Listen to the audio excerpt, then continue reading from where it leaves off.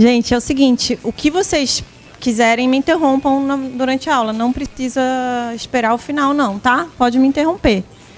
Eu vou... Então, o tema que me atribuíram é um tanto extenso para a gente conversar em 2 horas, assim, né? Nadando concorrente ao tema da aula. Não fui eu que dei esse tema, eu acho que me falaram que foi uma votação dos próprios estagiários. O crime do desacato, do aborto e de uso de drogas, tendências e perspectivas. Então, o que eu me propus a fazer aqui com vocês?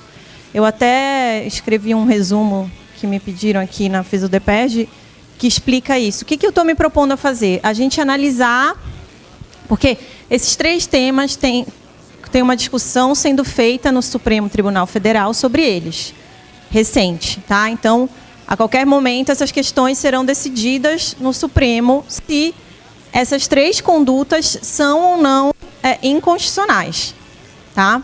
Então, o que eu estou me propondo a fazer aqui? A gente passar um pouco pelos argumentos, de entender como que o STF está pensando essas questões, passando um pouco pelas decisões que já... É uma decisão do STJ, que a gente vai discutir também.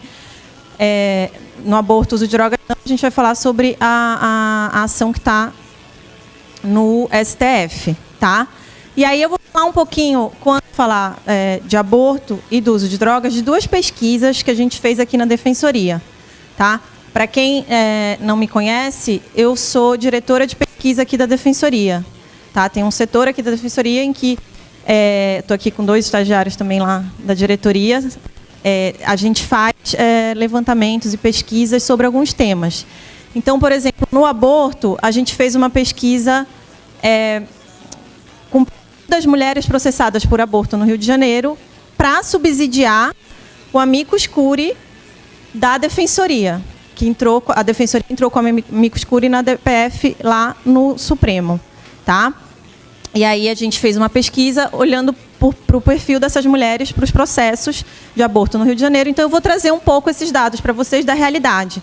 A mesma coisa na discussão sobre o porte de drogas. Por quê? Porque toda a discussão que o Supremo está fazendo, ela está permeada por argumentos da prática, assim. Tanto o ministro Barroso, que já deu o voto dele, quanto o ministro Gilmar Mendes, eles trouxeram muitas questões sobre a realidade. Eles não trouxeram argumentos jurídicos, puramente jurídicos. Então, eu vou falar também de uma pesquisa que a gente fez recentemente aqui na Defensoria sobre as sentenças de tráfico, tá? Então, a minha ideia, a minha proposta aqui, e o tempo é curto, eu não vou poder aprofundar muito, mas eu vou tentar passar pelos 3 temas.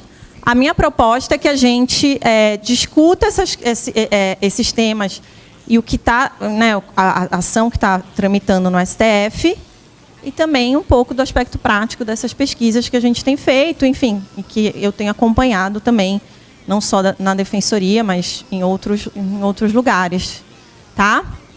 E aí, para quem não é do direito, se eu falar alguma coisa que ficar muito complicado, por favor, me interrompa e pergunte, tá? Porque eu estou pressupondo que todo mundo sabe um pouquinho, mas só vocês podem me dar esse feedback para eu saber se eu estou indo muito avançado ou pouco, tá bom? Então, vamos lá. O primeiro tema que a gente vai falar é sobre o desacato.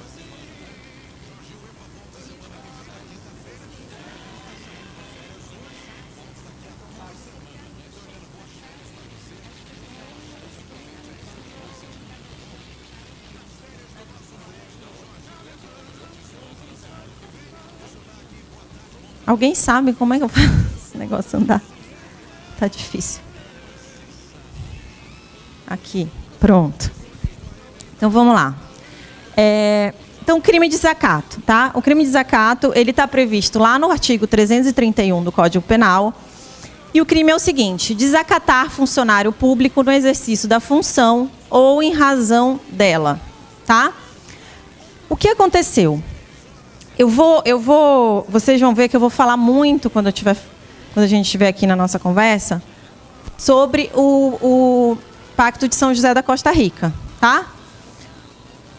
Qual que é a questão acerca do Pacto de São José da Costa Rica? Então, a gente tem o pacto, né, a Convenção de Direitos Humanos, Convenção Americana de Direitos Humanos, que é esse pacto, que traz uma série de previsões e que deveriam ser aplicadas no Brasil, porque o STF já disse que elas têm status supralegal, né? As convenções de direitos humanos devem ser aplicadas no país que claro, é signatário e etc.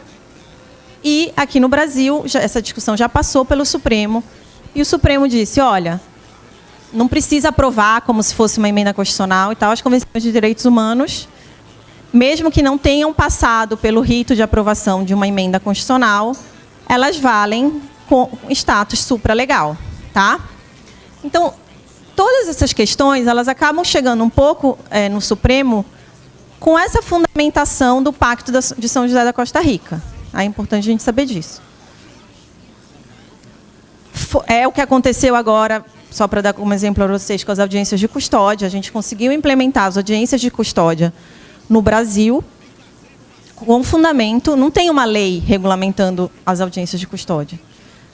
Tem o Pacto de São José da Costa Rica dizendo que uma pessoa, quando presa, deve ser apresentada o quanto antes perante um juiz. Tá?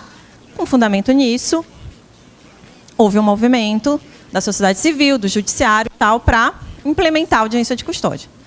Então, chegam muitas discussões no STF querendo a aplicação do Pacto de São José da Costa Rica, dizendo, olha, vamos precisar resolver essa questão agora que temos o pacto e precisamos saber, isso é constitucional, não é constitucional, isso vale, não vale? E foi isso que aconteceu com o desacato. Então, vou explicar para vocês. Lá no Pacto de São José da Costa Rica, existe uma previsão, que é o artigo 13, que diz: toda pessoa tem direito à liberdade de pensamento e de expressão. Tá? Esse direito compreende a liberdade de buscar, receber e difundir informações e ideias de toda a natureza, sem consideração de fronteiras, verbalmente por escrito, ou em forma impressa ou artística, ou por qualquer outro processo de sua escolha. E aí, o que aconteceu? As pessoas começaram a questionar o fato do crime de desacato ferir o direito de liberdade de expressão, que também está na nossa Constituição, né? A liberdade de expressão também está na nossa Constituição, lá no artigo 5º. Mas qual é o problema? Tudo bem, direito à liberdade de expressão, todo mundo tem liberdade de expressão, mas em que medida o desacato está ferindo a liberdade de expressão? Então, as pessoas argumentam que o desacato, no fundo, ele impede as pessoas de se manifestarem sobre determinado tema, né? Acaba havendo uma perseguição pessoal da pessoa que foi ofendida, dizendo que aquela pessoa não poderia ter falado aquilo para ela, né? Eu ofendi alguém, não poderia ter falado aquilo, e que isso, de alguma forma, está limitando a liberdade de expressão dela. Se a gente olhar para a liberdade de expressão, então, desculpa, para a liberdade de expressão não, para o desacato, eu vou trazer alguns conceitos para vocês. Eu posso só interromper um segundo para pegar uma água? Eu estou sem água aqui.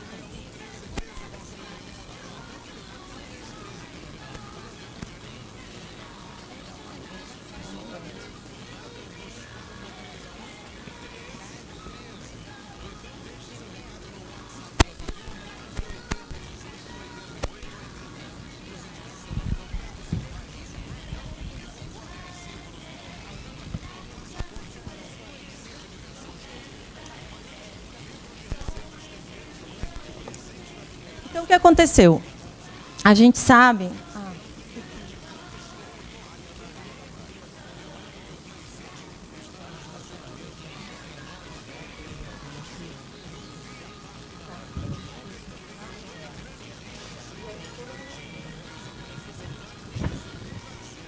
Até o pessoal do laboratório, né?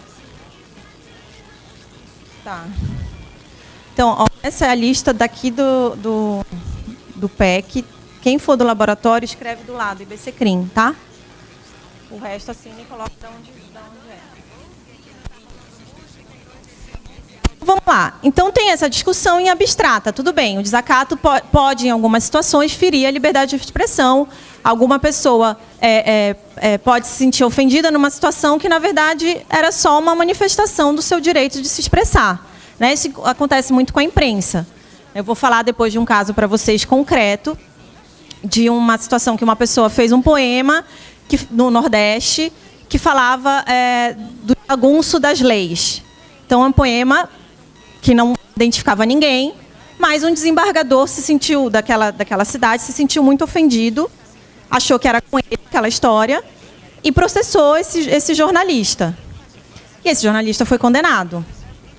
Em nenhum momento ele falou o nome do desembargador, em nenhum momento ele identificou ninguém no poema dele, mas era um poema falando sobre essa coisa do coronelismo no Nordeste e tal. E aí ele falava jagunço das leis, o desembargador se sentiu extremamente ofendido. Então, qual é o limite da proteção da liberdade de expressão? Quer dizer, se a pessoa não estava só exercendo o seu direito de liberdade de expressão, por que ela foi processada pelo desacato? Então, é claro que essas questões a gente vai verificar no caso concreto, mas dá muita margem a algumas arbitrariedades. Tá? E aí, o que aconteceu? O direito à liberdade de expressão está lá, o desacato, em alguma medida, pode ofender ou não esse direito. Depois, a Comissão de Direitos Humanos, Interamericana de Direitos Humanos, ela fez um relatório especial em que ela diz o seguinte, nesse relatório especial, o princípio 11. As leis que punem a expressão ofensiva contra funcionários públicos atentam contra a liberdade de expressão e direito à informação. Então, aqui, a comissão foi um pouco além do pacto. O pacto diz, tem que proteger a liberdade de expressão. A comissão, nesse relatório especial, disse: essas leis que punem, que prevêem o crime de desacato, que punem as pessoas que ofendem funcionários públicos, elas ofendem a liberdade de expressão. Tá? A partir daí, começou uma discussão no STJ. Então, aí são os julgados dos quais a gente vai falar hoje sobre o crime de desacato.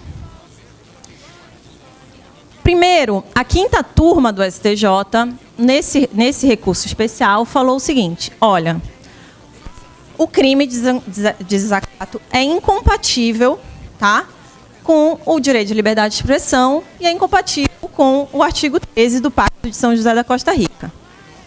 Só que nessa decisão, então, só para vocês saberem, a 5ª turma do STJ, ela é formada por 5 ministros.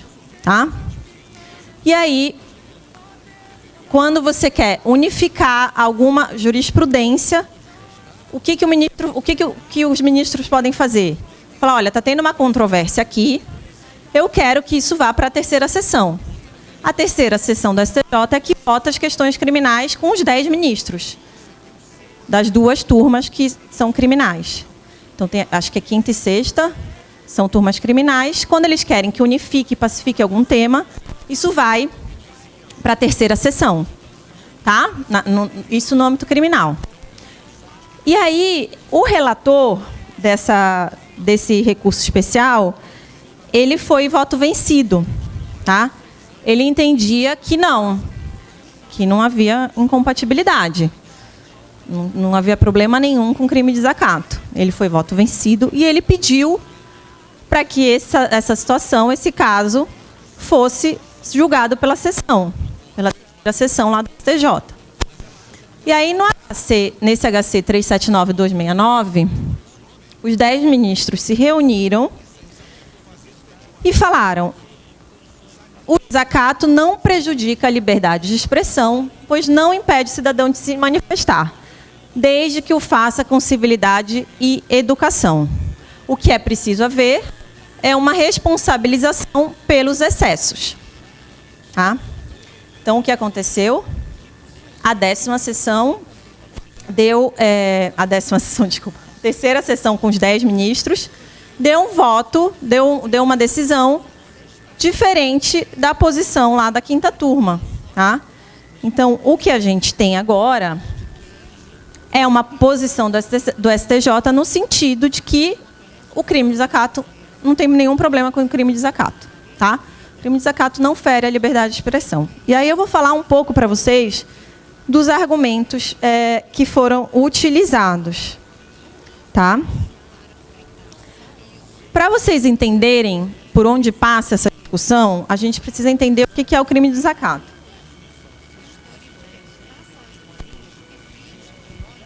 O crime de desacato, desacatar alguém é menosprezar a função pública que essa pessoa exerce, tá? Quando eu falo que desacatar é menosprezar a função pública que a pessoa exerce, eu estou dizendo que eu estou protegendo não a pessoa em si, tá? Eu não estou protegendo a pessoa do servidor público, eu estou protegendo a função pública, tá? Então, o crime de desacato, por isso que ele é um crime contra a administração pública, ele não é um crime contra a pessoa, nem contra qualquer questão, né, o indivíduo, qualquer questão pessoal, ele é um crime contra a administração pública, ele é um crime que protege, né, a função pública. Então, aquela história que vocês, quando estudam direito penal, falam, quem é o sujeito passivo do crime de desacato? Não é o funcionário público, é o Estado, né? A vítima primária do crime de desacato, a principal vítima é o Estado, não é o funcionário público. Tá? Então, quando eu estou falando de desacato, eu não estou falando de uma questão pessoal. Então, se o meu bem, né, aquela história também de quando vocês estudam direito penal, qual é o bem jurídico protegido do crime de desacato? Se o meu bem jurídico protegido é o respeito à função pública, o que se diz é que eu estou num outro nível de proteção, que não é, por exemplo, o nível de proteção que eu tenho na injúria, né? Eu até coloquei aqui para vocês o crime de injúria. Se a gente olhar, o crime de injúria, ele sim protege a pessoa, né? Ele protege a pessoa que está sendo ofendida. Ele tem uma previsão de um aumento de pena se a pessoa é funcionário público, mas ele, teoricamente, não está protegendo a função pública, né? O bem jurídico protegido não é esse. É a honra daquela pessoa, é a dignidade daquela pessoa. É uma questão pessoal. E aí, quando eu falo isso para vocês, que no nosso Código Penal existe um crime de injúria que protege a dignidade da pessoa, e mesmo que ela seja funcionário público, ele protege qualquer pessoa, só vai ter uma causa de aumento para quem é funcionário público. Existe um crime que protege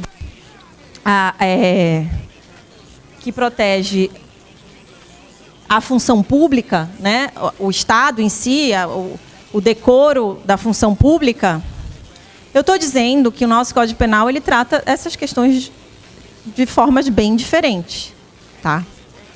Então, quando os ministros defenderam a manutenção do crime de desacato no nosso ordenamento jurídico, eles disseram, são coisas bem diferentes,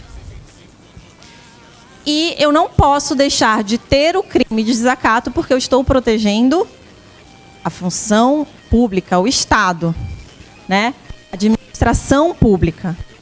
É bem diferente da proteção que está prevista lá na injúria, que é um crime contra a honra pessoal.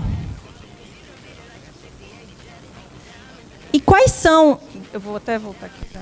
E quais são, gente, as críticas ao crime de desacato, para além dessa questão da liberdade de expressão?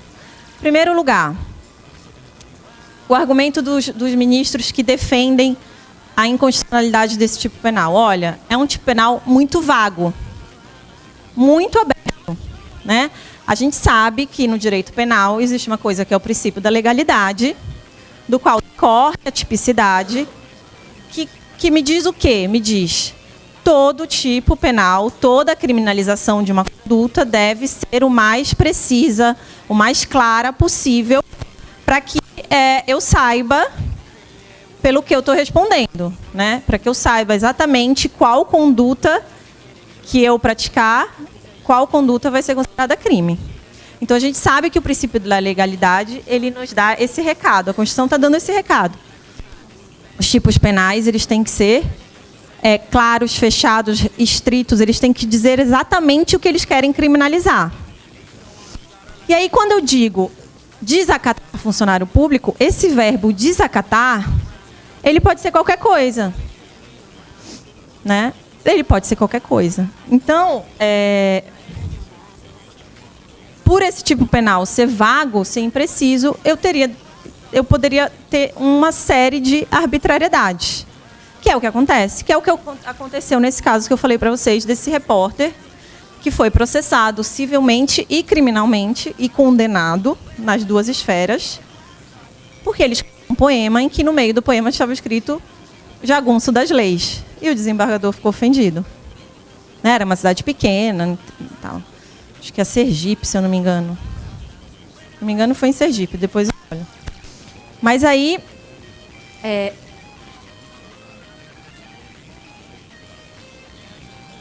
Aí tem essa questão de ser um tipo penal muito aberto. A outra questão é você atribuir no desacato questões subjetivas, como a honra, para uma instituição pública, né? Então, uma discussão que também estava por trás dos votos dos ministros nesses dois casos, que eu falei para vocês, tanto no RESP quanto no HC, foi: como é que eu atribuo uma questão tão subjetiva, que é a honra, a um funcionário público? Né? A um funcionário público enquanto instituição. Né? Então, é isso. Eu posso me sentir ofendida por muito pouco. Né? Se eu sou atendente de telemarketing, né, da TIM, eu estava falando disso ontem com uma pessoa que a atendente da TIM começou a chorar no telefone com ela, porque ela perguntou: tudo bem? Você está bem? Para atendente, ela começou a chorar, porque ela disse: nunca me perguntam se está tudo bem, só me xingam. Então, para ela, talvez um xingamento qualquer não seja nada. Ela está acostumada com coisa muito pior. Ela é xingada todos os dias no telefone. Talvez tenha que ser uma coisa muito exagerada para ela se sentir ofendida. Mas, para algumas pessoas, se você chamar... Né, acho que até esse caso, o HC, que foi para a terceira sessão, era um HC que a pessoa xingou o policial de palhaço. Era nessas blitz. Essas blitz, então, tem o tempo inteiro xingamento, né? Porque a pessoa está bêbada, não quer fazer o bafômetro e xinga o policial. E aí, era isso. O caso que estava sendo julgado era alguém que xingou o policial de palhaço numa blitz. Talvez alguém ouça você é um palhaço e não faça nada. Não acha até bom. Ai, que bom. Sou palhaço, ótimo. Tenho um bom humor, né? Talvez a pessoa se sinta ofendida. Então, essas questões são muito subjetivas. Quando a gente estuda injúria, calúnia, difamação, os crimes contra a honra, vocês que já estudaram sabem disso. O professor vai falar para vocês: olha, são questões subjetivas, não existe um parâmetro. Cada um se sente ofendido com aquilo que pega na pessoa. Mas como é que eu faço isso com relação à instituição pública, né? A honra da instituição pública. Então, isso também foi uma discussão bem aprofundada nos HCs, no HC e no RESP. O outro tema que está por trás é o tratamento desigual entre funcionários públicos e cidadãos. Então, o que as pessoas falam, que defendem a descriminalização, é o seguinte: não está lá o crime de injúria? Por que eu preciso de um crime de desacato para punir essa pessoa? Por que eu estou tratando funcionários públicos e cidadãos de forma diferente? Né? Inclusive, se vocês olharem aqui, está aqui o número... Na DPF, que está lá no STF, um dos fundamentos para que a OAB, né, que entrou com a DPF foi a OAB, o Conselho Federal da OAB, um dos fundamentos para alegar a inconstitucionalidade do crime de desacato foi o artigo 1º, que trata do princípio republicano. Nessa lógica de que por que eu tenho que tratar de forma desigual o Estado e o Estado, né, o funcionário público e os cidadãos comuns? O princípio republicano me diz que eu sou um cidadão que deve ser respeitado como qualquer outro e que os servidores públicos e os detentores de poder têm responsabilidades, têm direitos, mas têm deveres. Então, por que ele é melhor do que eu? Por que ele não pode só usar o crime de injúria para se proteger de uma ofensa pessoal? Né? Então, tem essa questão por trás também dessa discussão. O outro argumento é o efeito inibidor da liberdade de expressão, que eu já falei para vocês. Então, o que o desacato faz é gerar um efeito inibidor nas pessoas. Então, as pessoas deixam de falar coisas sobre o Estado por causa do medo de um processo por desacato. Né? Então, até o caso que já passou pela Corte Interamericana, tem um caso da Costa Rica que já passou pela Corte. E, nesse caso, era uma pessoa que escreveu um livro falando dos desculpa, não é o caso da Costa Rica, o caso do Chile. Tem um caso do Chile que foi para a Corte. E aí era um livro de um jornalista que falava sobre questões militares da época da ditadura militar no Chile, sem falar nome de ninguém, sem fazer nada. Ele só comentava como era feita, enfim, claro, fazendo alguma crítica, mas como era feito o armazenamento de armas, a distribuição de armas e tal. E ele foi processado por desacato. Então, há um efeito inibidor que as pessoas deixam de falar algumas coisas, que aí é isso, não precisa ser xingamento, não precisa ser nada disso. Elas só deixam de falar sobre alguma coisa por medo, né, alguma crítica ou alguma coisa mais pontual, por medo da reação que isso possa gerar e ser processada pelo crime de desacato.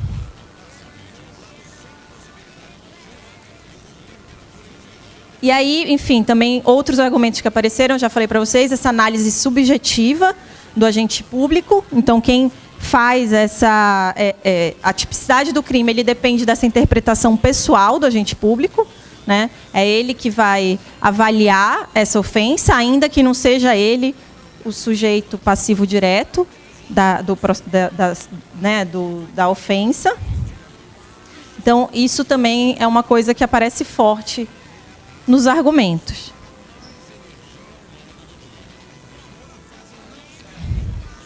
Isso eu estou falando para vocês um pouco todos os argumentos, já estou trazendo para vocês todos os argumentos que apareceram aqui na DPF. Tá? Então, o que aconteceu? Nessa discussão aqui do STJ, esses argumentos apareceram e, para além desses argumentos, teve uma questão que é importante falar, que apareceu muito forte, que tem a ver com toda a discussão sobre o Pacto de São José da Costa Rica. Aqui no HC, os ministros eles falaram o seguinte: o relatório da comissão disse que essas leis que prevêem um crime de desacato ofendem a liberdade de expressão. E aí ele vai usar o seguinte argumento: a comissão ela não tem efeito vinculante. Ela pode emitir recomendações. Ela não pode, ela não é a Corte Interamericana de Direitos Humanos. A Corte já deu algumas decisões, mas nunca para o Brasil. E aí, o Brasil não precisa observar essas recomendações. São recomendações. Eu vou analisar o crime, eu acho que o crime de desacato tem que continuar lá, e eu analiso, no caso concreto, se houve uma ofensa ou não à liberdade de expressão.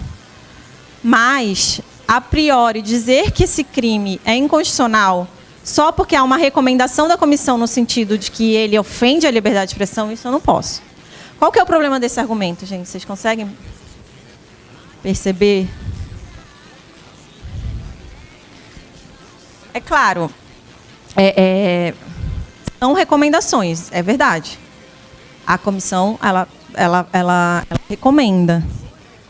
Mas a comissão está fazendo mais do que só recomendar. Ela está dizendo que quando o pacto fala do direito de liberdade de expressão, ele está falando de algo, ele está protegendo algo que é incompatível. É quase que uma interpretação do pacto. Ela está dizendo a liberdade de expressão não pode existir se existirem esses tipos penais de desacato. Então, vocês têm que observar o pacto. Vocês assinaram um pacto, o pacto vale, vocês têm que observar. Então, assim, a discussão trazida especificamente no HC passa um pouco também por isso, é importante vocês saberem. Por essa questão do direito à liberdade de expressão ser um direito em abstrato, né? Os direitos fundamentais, eles não têm... eles precisam ser interpretados no caso concreto, a violação deles, né? A gente olha para os direitos fundamentais, até faz uma ponderação de interesses para saber se estão sendo violados ou não no caso concreto. Então, eu não posso tirar o crime de desacato de lá. Eu preciso só analisar nos casos concretos que chegam ao judiciário se houve ofensa ou não à liberdade de expressão, ou se é o caso de processar aquela pessoa pelo crime de desacato. Tá? Então, a discussão passa sobre esse efeito vinculante da recomendação feita pela comissão. Tá? Como quem diz, olha, é diferente. Às vezes, o pacto dá uma determinação mais direta. Aqui não, ele só falou que tem que respeitar a liberdade de expressão. Não falou nada mais diretamente. Quem falou mais diretamente foi a comissão. E aí a comissão só faz recomendação. Entenderam? Então, a discussão passou por aí. Então, tem até isso que eu expliquei para vocês agora, eles chamam de teoria da margem de apreciação nacional, tá? Que seria essa possibilidade do Estado, que tem aderência ao pacto, ter alguma margem de interpretação do que está previsto no pacto. Então, o ministro falou, o relator do HC, eu tenho que aplicar aqui a teoria da margem de apreciação nacional. A liberdade de expressão não é um direito absoluto, eu vou analisar no caso concreto. Tá? Foi por aí o voto dele. E aí,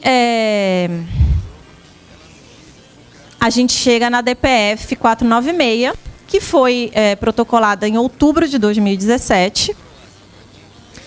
E diz o quê? Ela requer, né, ao Conselho Federal da OAB a não recepção do artigo 331, por incompatibilidade com o artigo 5º, na parte que prevê a liberdade de expressão, o princípio da igualdade, por essa questão da igualdade entre servidores, né, entre os cidadãos comuns e os servidores, o princípio da legalidade, em razão dessa arbitrariedade que vem do fato do tipo penal não ser fechado, né? Desacatar pode querer dizer várias coisas.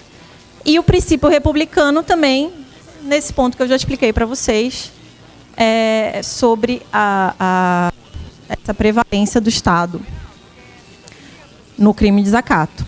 Tá? E aí, isso está lá, tem várias instituições como o Amicus Curiae. Todo mundo sabe o que é o Amicus Curiae? Quando eu falo, todo mundo entende. Se alguém não entender, me pergunta, gente. Então, tem várias instituições lá, como a Amicus Curiae. IBCCRIM, inclusive, tá? O artigo 19. Várias instituições que estão se manifestando e está nessa fase. Tá? Então, o que a gente tem agora no Supremo é que esperar o que eles vão decidir. Recentemente, em março de 2018, chegou um HC no Supremo para a segunda turma, que esse HC teve já uma decisão, Gilmar Mendes, Toffoli e Lewandowski disseram que não há ofensa à liberdade de expressão no crime de desacato. Então, a gente já sabe que pelo menos esses três devem votar na DPF nesse sentido. Tá? E o Fachin foi voto vencido. Isso é um HC só para uma turma, né? Então, são 5 ministros. O Celso de Mello, que não tem o voto dele. Eu não entendi se ele, quando deu 3-1, ele não votou. Aí nem chegou no voto dele. Mas os 3 se manifestaram, Gilmar Mendes, Toffoli e Lewandowski, dizendo não há ofensa. Então, a gente tem que aguardar para ver o que os outros ministros vão falar. Tá? E aí, o que eu tenho para falar para vocês é que esse caso que eu mencionei, o jornalista chama Christian Góes. Se vocês entrarem na página do artigo 19, que é uma ONG que trata de liberdade de expressão, o caso está todo lá. Tem o poema, vocês podem ler. eles levaram esse caso para a corte. Tá? Então, esse caso desse jornalista, ele foi condenado, quer ver, eu anotei aqui, 7 meses e 16 dias de prisão e mais uma indenização na ação civil no valor de R$25 mil. Porque escreveu esse poema que chama Eu, o Coronel em Mim. E aí usava esse termo de Augusto da Lei, esse desembargador e vice-presidente do TJ acabou processando ele. E aí esse caso foi para a corte. Então a gente também precisa acompanhar, quem tiver interesse no tema, como é que vai ser o julgamento na corte desse caso, porque aí sim vai ter uma decisão aplicável ao Brasil, tá? E a DPF também, agora a gente tem que esperar, porque os amigos curis todos estão se militando, estão se manifestando, e aí tem que ver quando é que o STF vai colocar isso em pauta. Deu para entender, gente? Alguma dúvida? Nada? Tá, então vamos seguir, porque a gente tem muito tema para falar.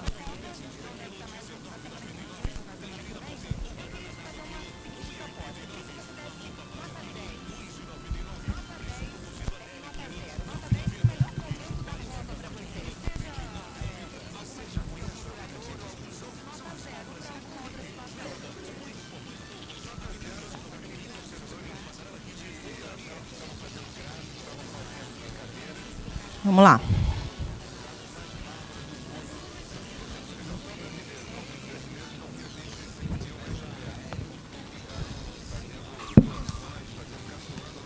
O aborto.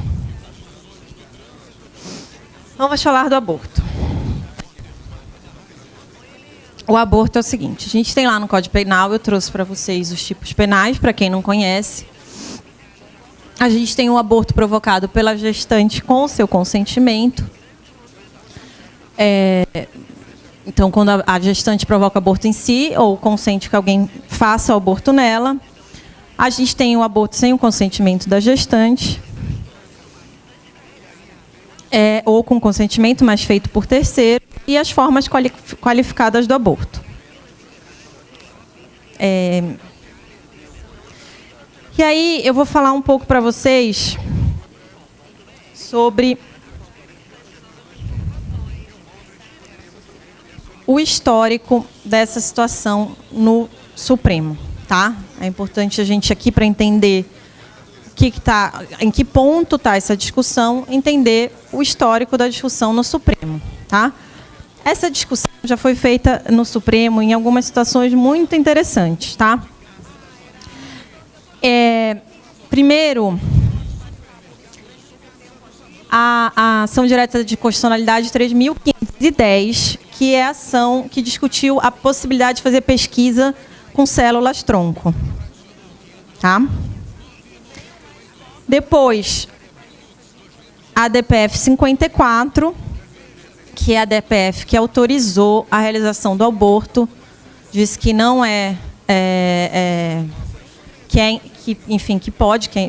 que é possível fazer o aborto nos casos de feto anencéfalo, tá?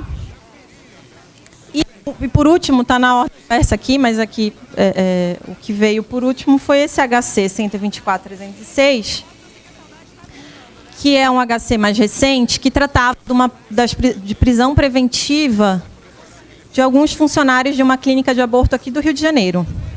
Mas foi curioso, porque ele é um HC que trata dessa prisão desses funcionários dessa clínica, mas os ministros falaram muito sobre várias outras questões. Eles entraram em várias questões sobre a constitucionalidade do aborto e etc., porque a constitucionalidade não, a inconstitucionalidade do aborto. Então, assim, eu diria para vocês que por essas 3 decisões há uma tendência ao STF ter uma postura mais pela inconstitucionalidade do que não. E aí eu vou tentar explicar para vocês isso. Agora, para falar desse assunto, a gente precisa se libertar de alguns tabus, assim, porque a gente está falando de questões jurídicas. Eu vou trazer para vocês as questões jurídicas. Tá? Deixa eu só ver aqui o que... Então, tem os precedentes E tem agora ação direta... Oh, meu Deus. Ação direta não. Descumprimento de preceito fundamental. Desculpa. Ação de descumprimento de preceito fundamental, que foi protocolada em julho de 2017 pelo PSOL, que discute a descriminalização do aborto até a 12ª semana. Tá? E aí, também várias entidades se habilitaram como amicus curiae, mas aí tem para os dois lados, né? Tem muitas entidades pela inconstitucionalidade, muitas pela manutenção do crime de aborto, né? Muitas entidades religiosas. Então, assim, agora a Rosa Weber, que é a relatora, ela abriu um prazo para que as entidades vão se pronunciar numa audiência pública. Não daria para ir todas, mas aí teve uma inscrição, ia ter um sorteio, etc. E aí parece que em agosto agora vão começar as audiências públicas, tá? Para ela ouvir as entidades, para elas se manifestarem. Ela teve todo um critério lá para ter gente dos dois lados, para não parecer que está indo para um lado para o outro, etc. Teve um sorteio, etc. E agora ela vai começar a ouvir as entidades.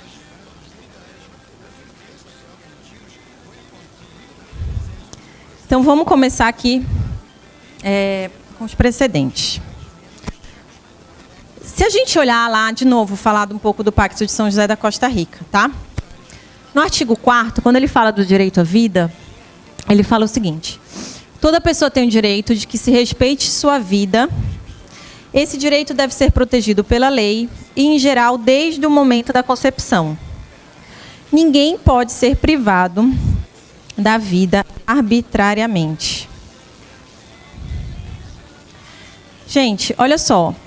Ele fala, deve ser protegido pela lei e, em geral, desde o momento da concepção. A nossa Constituição Federal, ela não diz começa a vida. Ela protege a vida, mas ela em nenhum momento diz quando a vida começa. Tá? Tem até uma discussão se é com concepção, se não é na concepção, enfim. Essa discussão não é relevante. Tá? Essa discussão não é relevante. Todas essas decisões do STF, nenhuma vai definir isso, né? Tinha até uma expectativa quando se tratou das células embrionárias, quando se tratou do aborto do feto ancéfalo, se o STF ia definir quando começa a vida para o direito brasileiro. Não fez isso porque nem precisaria, tá? E eu vou explicar para vocês por quê. Ele nem precisaria entrar nessa discussão. Ele diz o seguinte: por que ele não precisaria entrar nessa discussão? Ele diz o seguinte: quando o pacto fala que, em geral, a gente deve proteger desde o momento da concepção, ok, a gente deve. Mas a proteção, ela é gradual. Tá? A proteção, ela é gradual. Existe uma coisa que eles chamam de marco dos trimestres. Todos os países que descriminalizaram o aborto usam esse argumento para, quando foram descriminalizadas, ações todas que, né, foram discutidas, usaram esse argumento. O que diz o marco dos trimestres? Toda vez que você for analisar um desenvolvimento de uma gestação, você tem que saber que quanto mais imaturo o feto, maior o respeito ao direito da privacidade da mulher. Tá? O que ele está dizendo com isso? E o que o Pacto de São José da Costa Rica diz? Ele está dizendo o seguinte: eu tenho que proteger o feto, eu tenho que proteger o embrião, ele é uma vida em potencial. Quanto mais perto da gravidez está a termo, né, quanto mais tempo de gravidez, mais essa vida vai se potencializando. Quanto mais próximo da fase de embrião, menos essa vida está potencializada. E aí, na ponderação de interesses, prevalece o interesse da mulher nessa fase. É isso que ele está falando. por uma série de princípios que eu vou falar para vocês da Constituição, que protegem a mulher. Tá? Então, toda a discussão é a seguinte: tem que proteger, há uma vida em potencial, mas no começo da gestação, né, por causa dessa teoria do marco dos trimestres, eu protejo mais a mulher do que o feto, do que o embrião. Quando mais essa gravidez vai avançando, mais eu vou proteger essa vida que está se formando.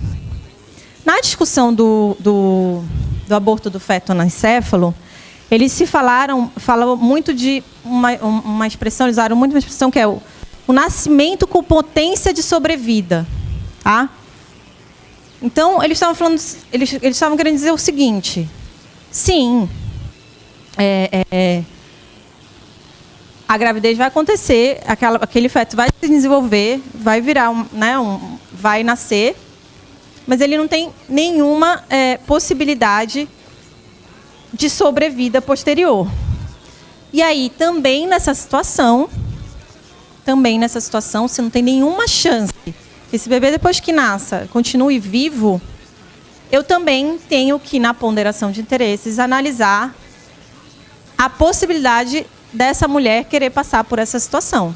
Porque eles falam até da proibição de tortura, né? Quando se trata desse tema, existe toda uma teoria, toda uma literatura sobre como fazer a mulher passar por uma gravidez indesejada pode configurar, inclusive, uma tortura. Tá? Então, o que eles estão querendo dizer é o seguinte: na situação em que, em algumas situações, os direitos das mulheres têm que ser observados, têm que prevalecer. Tá? Então, no começo da gravidez, especialmente, por isso que muitos países legalizaram o aborto até 12 semanas, e nessa situação em que não há o que eles chamam de potência de sobrevida.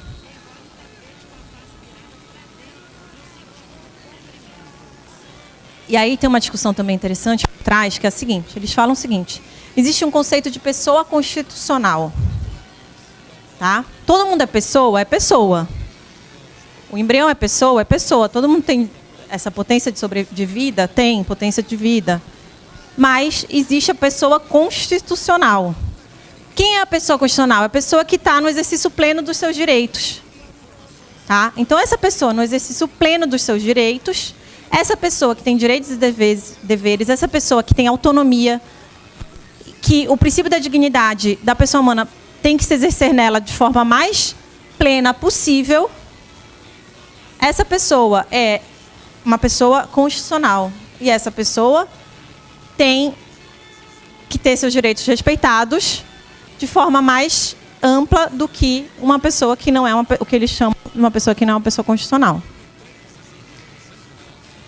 Então, toda a discussão passa por isso, por aí. É por isso que eu estou falando para vocês que o Supremo não entrou nessa...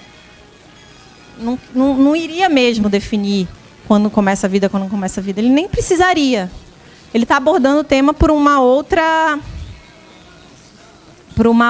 esfera. Tem uma frase, acho que é na DPF, se eu não me engano, que eles falam, acho que a Rosa Weber, inclusive, ela fala o seguinte: não existe pessoa humana embrionária, mas embrião de pessoa humana. Tá? Para fazer essa distinção, marcar essa distinção. Tá? Não existe pessoa humana embrionária, mas existe embrião de pessoa humana. Então, a pessoa, que eles chamam de pessoa constitucional, plena nos seus direitos, ela tem, sim, mais valor do que uma pessoa que ainda está em desenvolvimento. Tá? É isso que eles estão querendo dizer. E aí, quando a Corte Interamericana ela se manifestou... Então, para entender um pouco isso aqui, o artigo 4º do Pacto de São José da Costa Rica, a Corte Interamericana, enfim, tinha discussão, o que o pacto quer dizer com isso, né? O que ele quer dizer com, em geral, desde o momento da concepção. Esse em geral, ele deixa a gente um pouco, né? Ele tem um... O que ele está querendo dizer com isso? E aí a corte, num caso lá na Costa Rica, a Costa Rica tinha proibido a fertilização in vitro, e aí a corte disse, não, o que o pacto quer dizer é que essa proteção é gradual. A corte já se manifestou sobre isso. Então, se vocês tiverem interesse, isso que eu estou falando para vocês, que eu falei antes, dessa proteção gradual, está lá nessa decisão da corte, em que ela explica o que ela quer dizer com esse, em geral, desde o momento da concepção. Porque é uma proteção gradual, tá? É uma potencialidade de vida. E ela fala também que o embrião ele é protegido através da mulher. A corte fala isso nessa decisão. O embrião é protegido através da mulher. Ele ainda não é uma pessoa, nesse sentido constitucional que eu estou falando para vocês. Ele é protegido através da mulher. Então, a gente não pode ignorar que essa mulher, sim, tem que ter seus direitos, seus deveres. Seus deveres, não, mas seus direitos respeitados. Tá? Então, a corte já se manifestou sobre isso. Se vocês tiverem interesse, vocês podem procurar lá.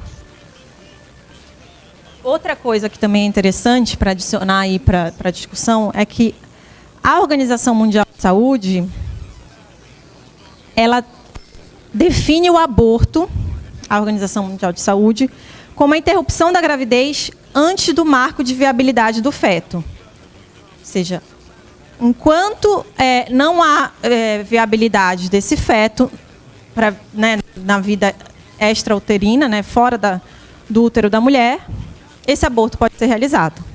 Então, reforçando também essa ideia que eu falei para vocês de que quanto mais tempo de gravidez, maior proteção esse feto vai ter, quanto menos tempo de gravidez. Se ele não consegue, e aí isso casa muito com o argumento da corte também, se ele não tem viabilidade fora da barriga da mulher, fora do útero da mulher, ele ainda não é uma pessoa plena. Né? Ele está vivendo através do corpo da mulher. Então, na ponderação de interesses, a gente tem que olhar para os interesses da mulher. Tá? Deu para entender? E aí, vocês querem fazer uma pausa para ir no banheiro ou a gente vai direto? O que vocês preferem? Deixa eu ver aqui. Porque são 4 horas agora. Eu posso ir direto, tranquilamente. Melhor, né? Para dar tempo de ver tudo. Tá. Só talvez eu tenha que ir no banheiro ou eu aviso vocês, porque eu estou bebendo água pra caramba.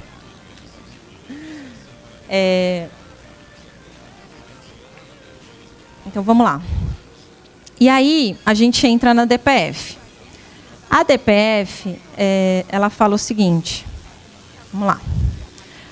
Ela está dizendo o quê? Olha, o aborto até as 12 semanas, realizado pela mulher, claro, com consentimento da mulher, ele tem que ser considerado inconstitucional porque ele afronta a dignidade da pessoa humana, cidadania, a não discriminação, a inviolabilidade da vida, a liberdade, a integridade física e psicológica, a igualdade, a proibição de tortura e o tratamento desumano e degradante, a saúde e o planejamento familiar das mulheres e os direitos sexuais e reprodutivos. Tá? Isso, gente, passa muito pelo que eu falei para vocês até aqui. Mas o que a DPF está falando? Ela está dizendo o seguinte. Se vocês lerem a inicial, vocês vão ver lá.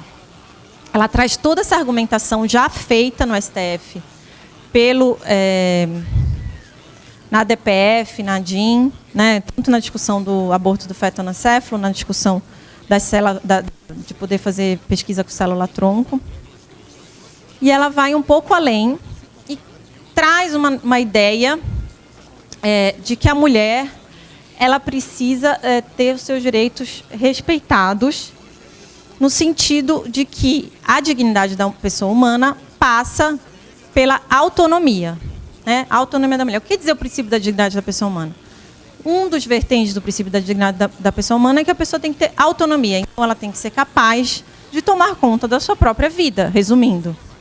Mas, nesse âmbito, o que quer dizer isso? Quer dizer que a mulher ela tem que poder ter o seu planejamento reprodutivo, a sua vida sexual, o seu planejamento reprodutivo tomado conta por ela mesma. O Estado não tem que interferir nisso. Tá? E aí, eu falei para vocês...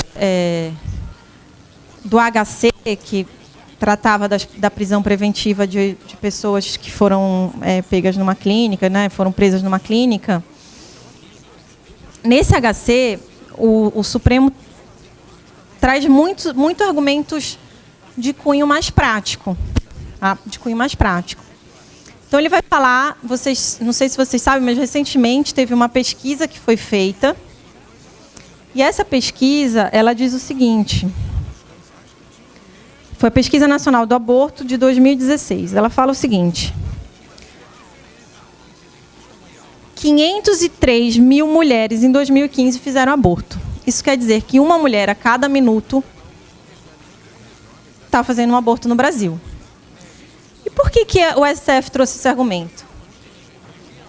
Eu não sei se vocês já estão acostumados com isso, mas toda vez que o STF vai falar da ponderação de interesses, né, da ponderação de direitos, ele fala do princípio da proporcionalidade.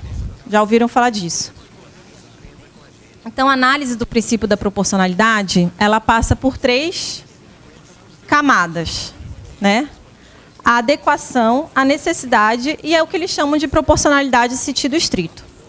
Então, toda vez que o Supremo analisa direito fundamental, ele diz: a gente precisa, para analisar essa ofensa, esse direito fundamental, passar por essas 3 camadas. Tá?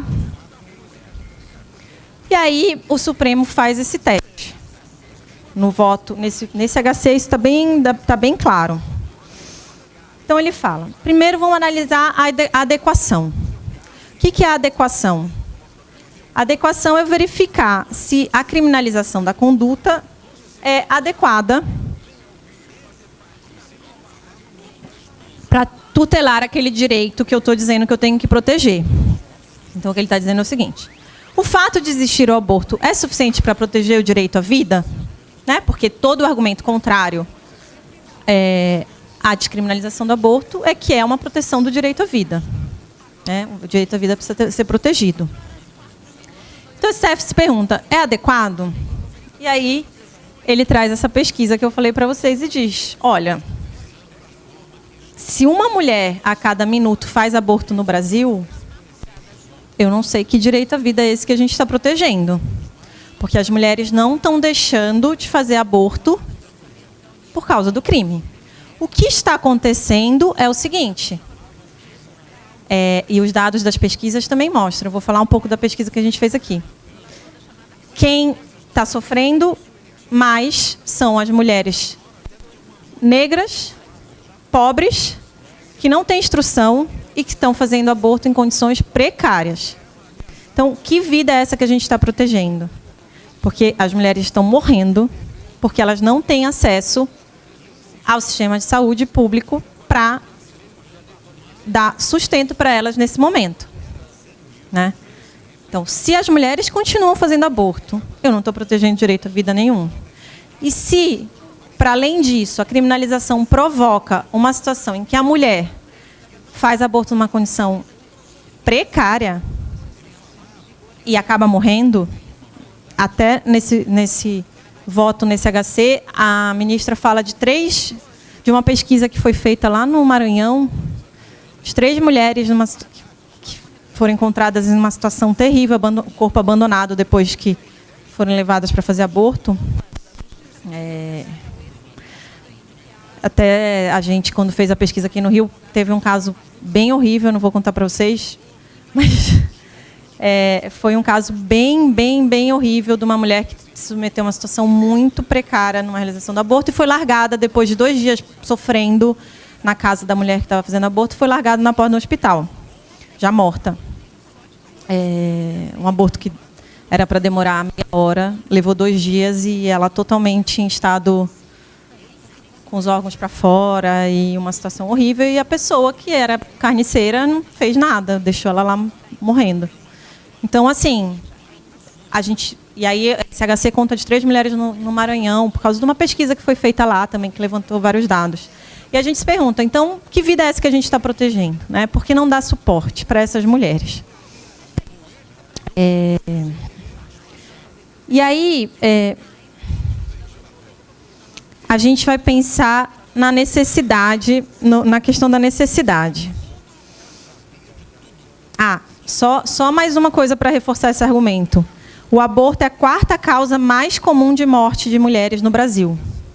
É a 4ª coisa é o motivo que mais mata, tá? Então, só para reforçar esse argumento. Então, o que o STF fala é: essa medida não é adequada para proteger o bem jurídico vida do nascituro, porque não produz nenhum impacto sobre o número de abortos praticados no país. Pelo contrário, provoca mais mortes e afeta... isso vocês vão ver muito na petição do Amicus Curiae da Defensoria daqui do Rio, nessa lógica, porque a Defensoria ela entrou com a Amicus Curiae e tem que justificar por que ela tem interesse naquilo, né? E muito pela vulnerabilidade das mulheres que passam por isso. E aí a Defensoria fala muito dessa situação, que é a situação da mulher pobre e negra, né? Porque, sim, provoca mais mortes e afeta de forma mais agressiva essas mulheres, mais drásticas, porque as pessoas que têm mais dinheiro, mais condições, elas têm mais condições de fazer um aborto seguro, né? Numa clínica, numa situação mais segura. Então, a Defensoria na Amicus Curiae ela fala muito de uma potencialização dessa criminalização. Então, é uma situação de discriminatória. Já é por si só o aborto, porque é uma situação discriminatória em relação às mulheres, né, que são vistas como alguém que não podem decidir sobre o seu próprio corpo, como alguém que não pode decidir sobre sua vida, suas decisões, tomar suas próprias decisões, mas mais ainda a mulher negra e pobre. E aí é uma camada a mais de discriminação. Então a Defensoria fala muito disso no seu Amicus Curiae, sobre essa discriminação para além do que já é. E aí, quando o STF vai falar da necessidade, ele fala o seguinte: então, o que a gente tem que verificar quando a gente olha para a necessidade? A gente tem que ver o seguinte: há outros instrumentos mais eficazes de evitar o aborto? E aí, o próprio Supremo responde: sim. Inclusive, os países em que o aborto é permitido, em vários deles, diminuiu o número de abortos praticados. E aí, quando as pessoas que estudam o tema vão tentar entender por que diminuiu, elas dizem: olha, muito provavelmente porque essas mulheres estão tendo acesso a anticoncepcionais, a instrução mesmo, né? Estão sendo instruídas sobre a sua vida sexual, instrumentos de prevenção. Então, isso faz com que a mulher tenha fique mais empoderada sobre isso e acabe não sendo preciso realizar o aborto. Porque eu acho muito engraçado assim também, quando as pessoas falam: aí o que vai acontecer se liberar o aborto é que as pessoas vão transar sem nada e vão lá e fazer um aborto. Gente, não. Né? A gente lê os relatos, fazendo a pesquisa aqui da Defensoria das Mulheres que foram incriminadas. Ninguém descreveu como uma situação gostosa de é ótimo, uma delícia fazer aborto. Não. Entendeu? É um sofrimento. Ninguém quer passar por isso.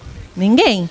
Então, se as mulheres puderem ter a prevenção, a anticoncepcional, enfim, toda um programa que as atenda nesse sentido de prevenção, com certeza elas vão preferir não fazer um aborto e adotar outros meios.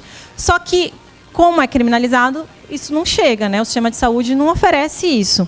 Então, toda essa rede de apoio e esse acesso a outros métodos contraceptivos seriam mais eficientes do que a criminalização, tá? Então, nesse sentido.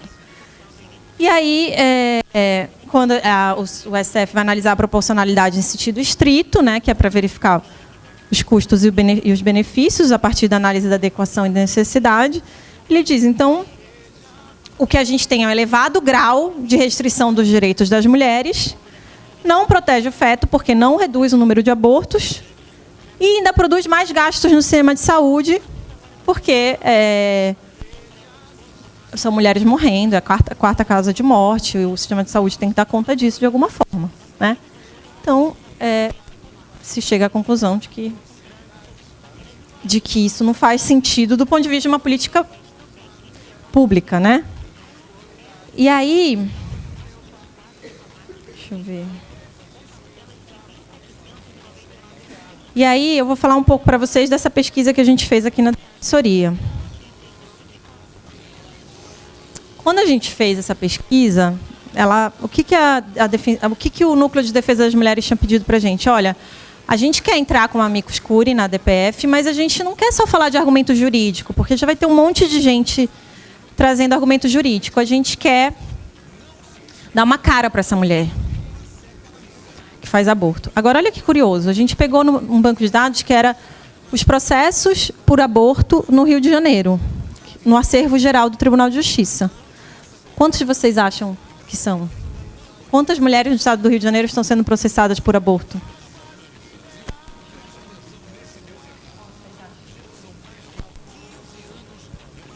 Qual escala? 1.000? Menos de 1.000? Mais? Mais de 1.000? Vocês sabem quantos são? 75. Ou seja, não faz o menor sentido mesmo, porque a gente analisa, a gente fez até essa análise assim, já é um funil, a justiça criminal é o funil. Quem chegou lá é porque se deu muito mal. Então, no fundo, é uma criminalização, é uma dupla criminalização, entende? Porque não criminaliza ninguém, ninguém é processado por aborto, porque quem pode fazer bem, faz bem, isso não chega lá. E quem faz mal é porque já estava muito, e aí eu vou falar disso para vocês. Claro que dentro desses 75 não é só mulher, não, tem clínica, muitas clínicas. Tem muitos processos de clínica. As mulheres foram 44 mulheres processadas dentro desse. A gente dividiu em vários grupos. Tem um grupo das clínicas, os grupos das mulheres que sofreram aborto violento, porque tem também, muitas vezes é o parceiro que não queria que a mulher tivesse o filho e provoca o aborto nela com violência. Então, a gente dividiu em 4 grupos. Quem tiver curiosidade de ler a pesquisa, está no site da Defensoria. Não, é que como a gente pegou todos os crimes, todas as mulheres processadas pelo 124, 125, 126, todas as pessoas processadas, nesse meio tinha as mulheres processadas, tinha as mulheres que quem estava sendo processado era o companheiro ou o terceiro, às vezes é um médico que fez um parto mal sucedido, deixou de atender a mulher e ela abortou, enfim. E tinha um grupo das clínicas, que são os funcionários das clínicas, né, que eram pegos, das clínicas, muitas vezes os réus eram tanto os funcionários quanto as mulheres que estavam lá na hora. Então, nesse universo todo, a gente pegou e analisou só as mulheres. Analisou só isso, não, mas eu trouxe para cá para vocês só as mulheres que estavam respondendo por aborto, né, pelo artigo 124. E aí, são 44 mulheres, a gente dividiu em 2 grupos. E aí tem uma coisa muito interessante. O primeiro grupo são as mulheres que fizeram aborto sozinha. Quando eu falo as mulheres que fizeram aborto sozinha, estou falando das mulheres que não estavam numa clínica. Essas mulheres, elas tomam, em geral, aquele remédio que chama Citotec.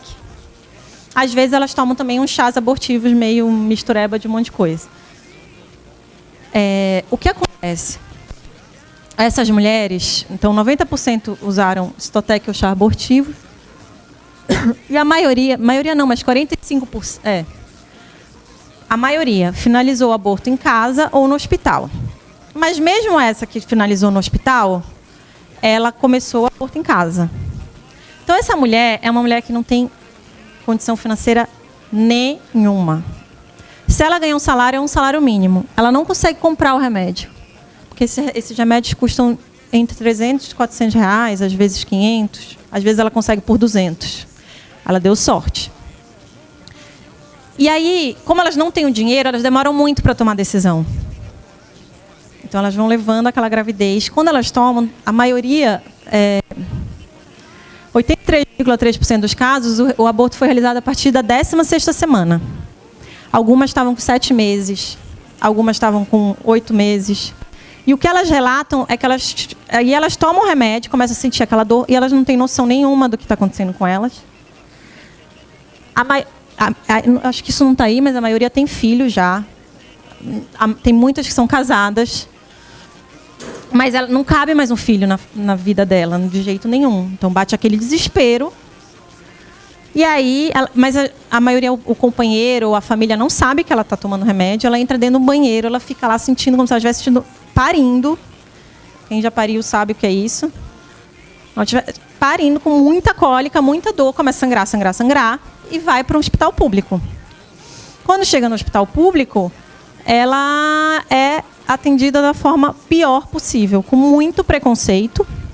E em alguns hospitais, o próprio médico, o enfermeiro, já encaminha ela para a delegacia. Né? Porque também a gente percebeu que falta um protocolo dos hospitais nesse atendimento. E às vezes já chama o policial que está na porta do hospital. E aí é assim. Então essa mulher, por isso que eu falo, é a criminalização, é o funil do funil. A mulher que já passou, ela já está... Sim. Tem mais o que pode acontecer com ela, mas acontece, entende? E a maioria, 60% negra, 22% só cursaram até o 2º grau, e 75% assistidas pela Defensoria Pública. Aí, quando a gente vai para outro grupo, são as mulheres que estavam na clínica, quando a clínica foi estourada. Aí, já aumenta o número de mulheres brancas, vocês vão ver, 47% são negras, então já não é a maioria. São mulheres que ganham mais, têm melhor condição de vida. A gente analisou os bairros, porque a gente leu o inquérito. Então, os bairros que elas moram, então a maioria mora em bairros melhores, na Zona Sul, etc. Tem uma outra condição, claramente. Porque puderam pagar por um aborto numa clínica. E essas clínicas, em geral,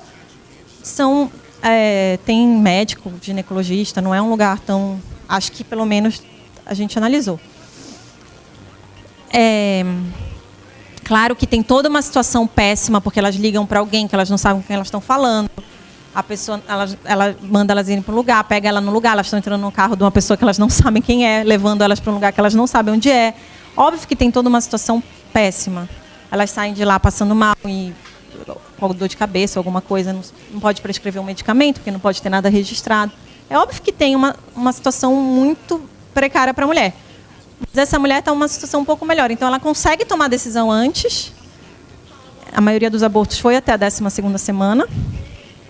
E porque ela pode pagar por isso e tem mais acesso rápido, né? A maioria dos procedimentos a gente fez entre R$ 1.200 a R$ 4.000. Então, tem que ter um pouco mais de condição. E aí, elas tiveram a azar de estar na clínica no momento que a clínica foi estourada. Então, gente... É um pouco essa a realidade da mulher que está sendo criminalizada pelo crime de aborto. Uma mulher que já não tinha acesso a nada e continua...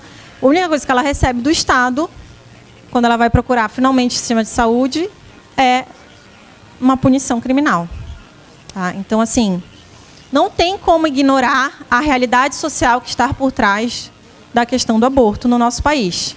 Né? E eu acho que a decisão, esse HC do Supremo, pelo menos, traz bastante isso. E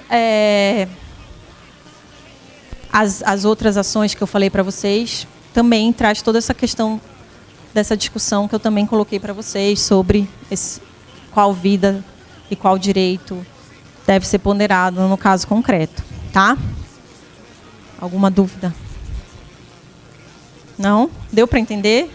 E agora tem que aguardar. A ministra Rosa Weber, nesse HC, ela já se manifestou.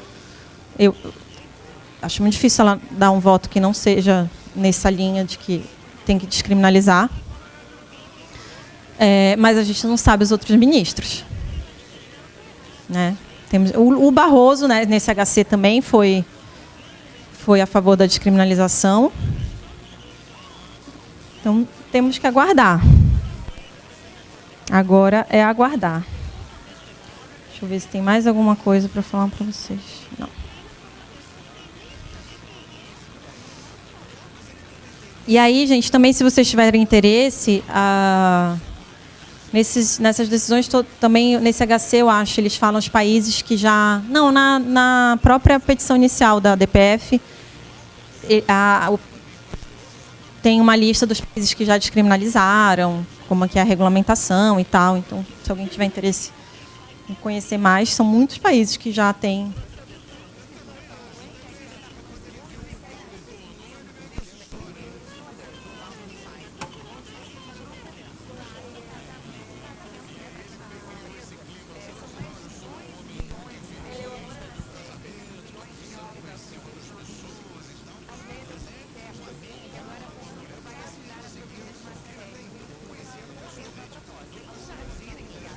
Não, das mulheres, não. Tem no júri das pessoas que cometeram aborto sem o consentimento da mulher, que daí a pena que aí foi para o júri. Mas os das mulheres todos teve, claro, na vara do júri que o crime é processado, mas você pergunta o júri em si, né? Se tem um júri. Não, elas têm a suspensão condicional do processo. Porque como a pena é uma pena que cabe suspensão condicional do processo, as mulheres acabam aceitando a suspensão condicional e aí não vi nenhum caso que seguiu para além disso. Alguns já tinham terminado de assinar e tinham extinguido a punibilidade, outros ainda estavam assinando, comparecendo lá em juízo. Na vara do júri, mas não teve júri. Tá? Mas pode acontecer de chegar um caso difícil de mulher. Eu não lembro do que ela estava falando exatamente, mas... um outro. Que pode chegar o caso dos terceiros que cometem o aborto, né? Que fazem o aborto na mulher. Que a pena é mais alta. Podemos seguir, gente? É muito assunto diferente. A minha cabeça fica meio... E é muito polêmico, né? Não é assunto fácil. A gente tenta. Vamos lá. Depois, no final da aula, eu tenho que sortear um vale-livro, só para vocês saberem quem... Esse.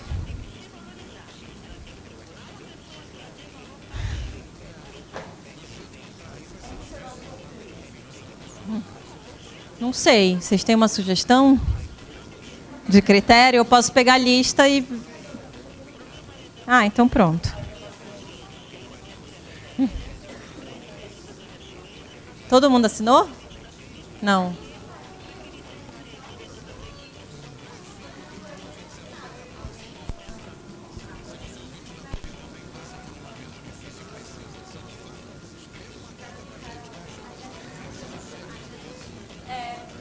Quem é do laboratório assina e põe do lado do Ibrececrim, tá?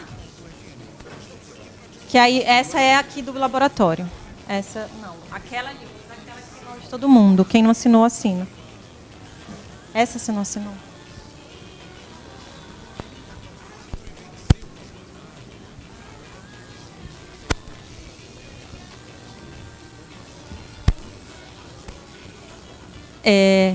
É porque está o pessoal do laboratório do IBCCRIM aqui. Mas quem não é do laboratório do IBCCRIM assina só a do PEC mesmo, do programa de capacitação. Tá? Eu achei... Ninguém reagiu assim sobre o aborto. Estou achando estranho até. Ninguém teve uma...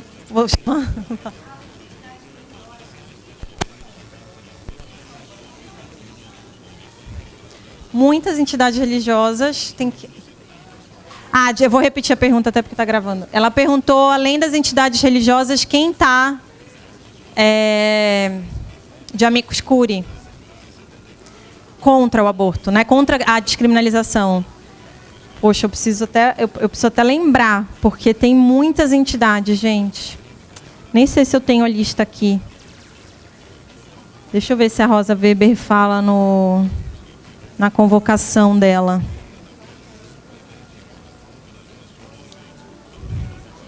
Não.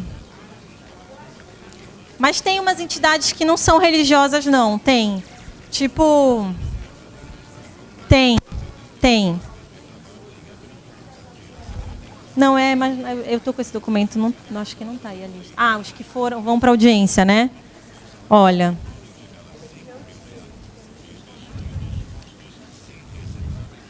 A maioria é religioso, mas...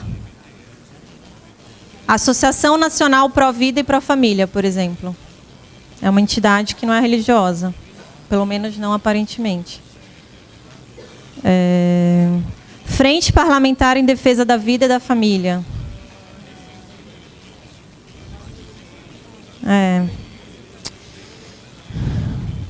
A Defensoria aqui do Rio tá. A Defensoria do Rio vai falar, né? Tá com a escura, mas isso aqui é a lista dos que vão falar na audiência. Eu acho que são esses institutos pró-vida, essas coisas assim.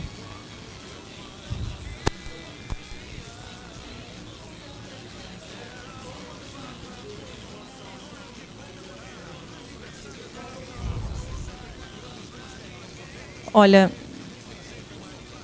eu não sei.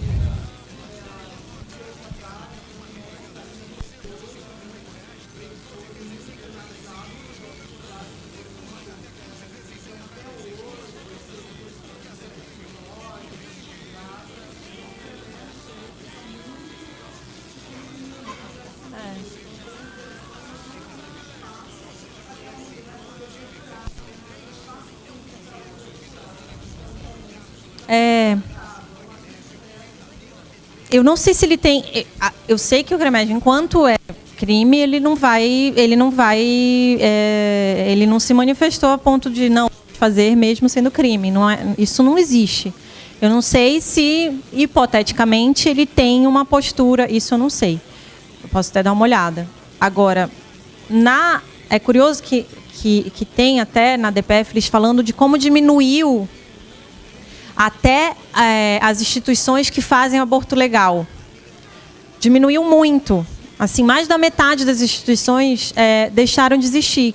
Até para fazer o aborto, no caso de estupro, do feto anencefalo e tal. Então eu imagino que fica muito difícil. Até para a mulher, no caso do aborto legal, está difícil fazer o aborto.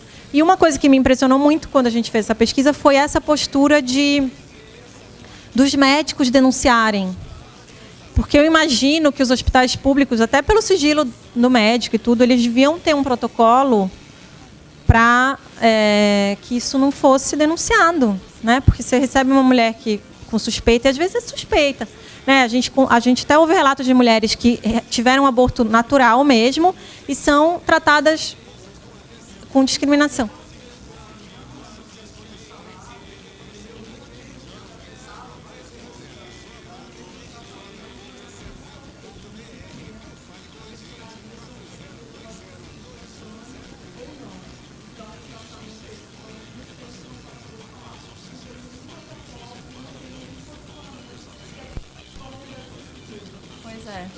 É muito difícil.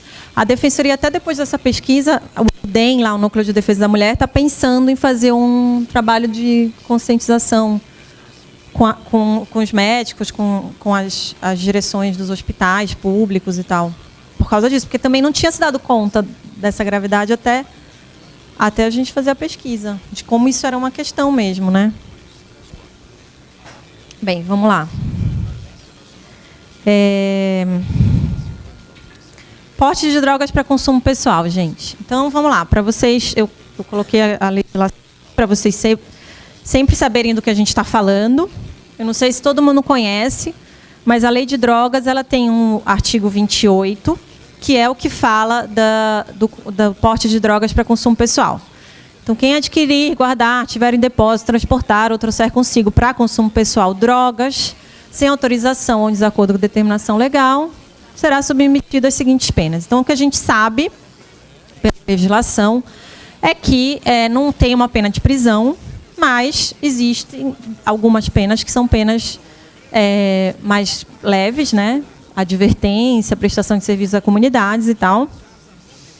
E aí, o parágrafo 1º traz a mesma previsão para quem planta, né? Então, esse caso de poder plantar em casa para consumo também é proibido, é criminalizado. E a discussão no STF passa pelos dois, o caput e o parágrafo 1º. E uma coisa muito importante que vocês têm que observar é o parágrafo 2º. Por quê? Porque o parágrafo 2º, ele é o parágrafo do artigo 28 que diz quando ele diferencia o traficante do consumidor de droga, tá? Então, ele vai dizer que o juiz, para entender se trata de tráfico ou consumo pessoal, ele tem que analisar a quantidade, né? Vou ler ali. Natureza e a quantidade da substância apreendida, o local e as condições em que se desenvolveu a ação, as circunstâncias sociais e pessoais, bem como a conduta e os antecedentes do agente. Tá? Então, o que eu posso falar para vocês, lendo o parágrafo 2º do artigo 28? Que a gente não tem um critério objetivo para distinguir traficante e usuário. Tá? O critério não é objetivo. O critério é subjetivo, o juiz analisa o caso concreto. Tá? Vou falar também para vocês de uma pesquisa que a gente fez aqui na Defensoria. A gente leu quase 2.600 sentenças de tráfico no Rio de Janeiro, capital e região metropolitana, para entender como que o juiz avalia esses critérios. Tá? Porque a gente queria saber o que ele leva mais em consideração, o que ele leva menos, etc. E aí eu vou apresentar os resultados aqui para vocês também, porque, mais uma vez, a discussão no Supremo passa muito pela situação real, pela análise dos problemas reais. Tá? É bem por aí. E tem uma coisa curiosa. A ação no Supremo, ela é uma ação... até pôr aqui para vocês, caso alguém queira anotar. Aí. É o recurso extraordinário 635-659. Tá? É isso que está lá no Supremo em discussão. O que é esse caso aí? Foi uma pessoa que foi pega numa cela, né, era um preso. Na cela ele estava com 30 gramas de maconha. E aí, é o caso da Defensoria de São Paulo. A Defensoria de São Paulo, Defensoria Pública de São Paulo, ela recorreu contra o acórdão do juiz, que manteve uma condenação pelo artigo 28 a 2 meses de prestação de serviço à comunidade. Tá? Então, essa pessoa que foi pega com 30 gramas na cela, esse preso, ele foi condenado a 2 meses de prestação de serviço à comunidade. A Defensoria Pública, que era o advogado a defesa desse réu, recorreu para o Tribunal de Justiça, dizendo que isso era inconstitucional, e o Tribunal de Justiça não deu uma decisão favorável, e aí a Defensoria Pública de São Paulo chegou no STJ, depois Supremo. Tá? É esse o caso. Só que tem uma coisa muito interessante. No fundo, eu acho que é importante vocês prestarem atenção nisso quando vocês forem acompanhar os votos. Agora, depois que vocês assistiram essa aula, vocês têm que acompanhar a votação de todos esses casos. Depois vocês vêm me contar com o que vocês acharam das decisões. Mas o que é importante observar quando vocês forem acompanhar os votos, né, o Barroso e o Gilmar Mendes já votaram. Tá? O voto do Barroso é muito legal para vocês lerem. É curtinho e bem pragmático, se vocês tiverem interesse. O do Gilmar Mendes é mais o direito alemão, aquela história bem Gilmar Mendes. Agora, o do Barroso é bem pragmático. Fala. Do ponto de... Foi. E eu vou falar disso. Ele me perguntou assim, para quem não viu, do Gilmar não foi melhor do que o Barroso porque ele foi mais amplo? Foi por quê? Porque o Barroso disse que só tinha que descriminalizar a maconha. E o Gilmar disse que tinha que descriminalizar o uso para todas as drogas. Nesse sentido, foi. Foi sim. E aí, o que vocês vão perceber? Que, quando se está tratando dessa questão, e eles falam sobre isso nas decisões dele, nos votos deles, tudo bem, vamos dizer que o Supremo diga, vamos descriminalizar. Não é mais crime. Mas se a gente continuar sendo arbitrário no critério de distinção do usuário e do traficante, a gente vai continuar prendendo o usuário, entende? Então, assim, se não tiver uma regulamentação posterior, muito que feche isso de uma forma muito cuidadosa, a gente vai continuar tendo os mesmos problemas que a gente tem hoje em dia. Então, no fundo, o voto deles não é só sobre a descriminalização do uso, do consumo para uso pessoal. O voto deles é um pouco sobre a realidade que a gente tem, que decorre dessa arbitrariedade do critério. Tá? Então, eu vou falar um pouco para vocês disso quando eu vou falar da pesquisa. O que está em jogo, gente? O que está em jogo na discussão lá no STF é o artigo 5º, inciso 10, que diz que é inviolável a intimidade, vida privada, a honra e imagem das pessoas. Então, é o direito à vida privada, né, o respeito à vida privada e à intimidade das pessoas. A discussão é a seguinte. Quem defende a descriminalização fala, olha, isso é um problema de esfera pessoal. Se eu fumo maconha, se eu uso qualquer droga, isso é um problema meu. Né? É a minha vida privada. E a gente sabe que o direito penal não pune nenhuma autolesão.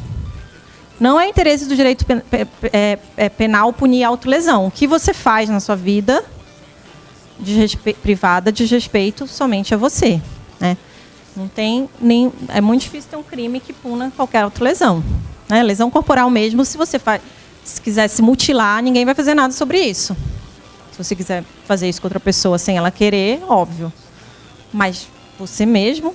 Então, o que se alega é que a autolesão não é punida, então o princípio da né, vocês já estudaram direito penal, sabem do princípio da lesividade, então não tem lesividade nessa conduta. Isso é inconstitucional. Do outro lado, o crime previsto na lei de drogas, esse crime, ele é um crime de perigo abstrato. Vocês sabem o que é um crime de perigo abstrato? Todo mundo sabe?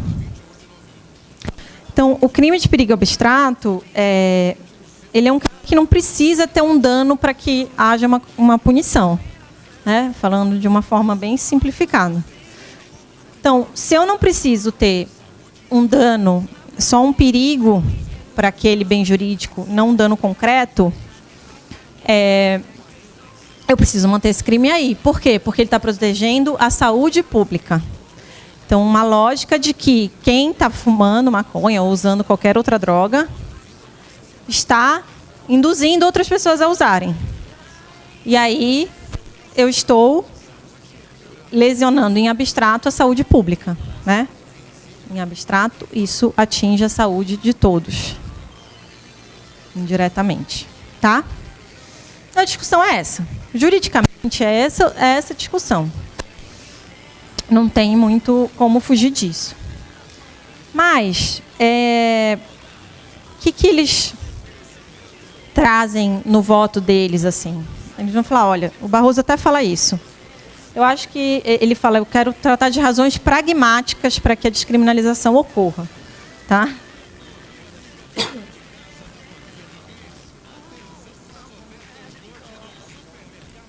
Ele usa um termo, ele diz,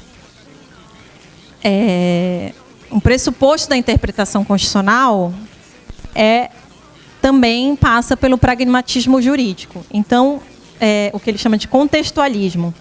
Preciso contextualizar a situação concreta a ser decidida. Situar essa situação concreta na minha análise. E eu preciso, e o que ele chama de contextualismo, isso, e o que ele chama de consequencialismo.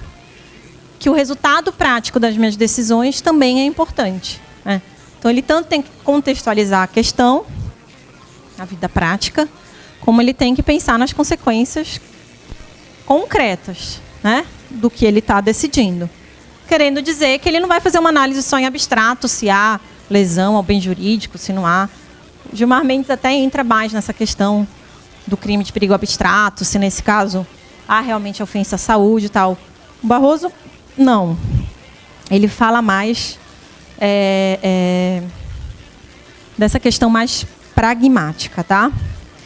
E aí ele vai falar o seguinte, ele fala, olha, a política de drogas é um fracasso. Né? Naquela lógica que a gente já falou lá no aborto da necessidade, da adequação, ele diz assim, não é porque é crime que alguém deixa de usar. Né? Então, não é o instrumento adequado para evitar, para proteger o bem jurídico saúde pública, não é. Ninguém está deixando de usar, pelo contrário, a gente só vê crescer o consumo de drogas, né? Aí ele fala, a política de drogas fracassou. De que política de drogas ele está falando? A gente tem uma convenção, né, lá nos anos 60, 70, os Estados Unidos, a ONU, enfim, várias convenções, editaram várias convenções sobre drogas, dizendo, sendo muito radicais, do tipo, vamos erradicar as drogas, né? Toda aquela política do governo americano de ir para os países da América Latina, interferir na política, na Colômbia, até no Brasil, enfim, para dizer, vamos acabar com as drogas no mundo. Hoje a gente já olha para isso e pensa, totalmente falida, não acabou com nada, pelo contrário, né? Então, assim, essa política das drogas que foi forjada lá atrás, o que a gente chama de paradigma proibicionista, já era, né?